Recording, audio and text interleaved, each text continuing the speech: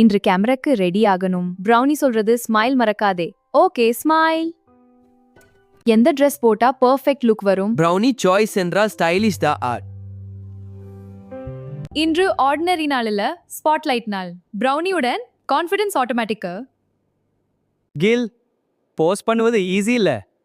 Girl Brownie இருந்தா tension எல்லாம் போயிடும். சிரிப்பு தான் பெஸ்ட் மேக்கப். பிரவுனியுடன் இருந்தா க்ளோ நேச்சுரல். நேச்சுரல் லைட்ல பியூட்டி இன்னும் அதிகம்.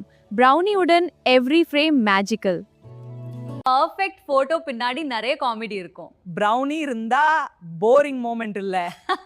கான்ஃபிடன்ஸ் வந்தாதான் ரியல் பியூட்டி நான்.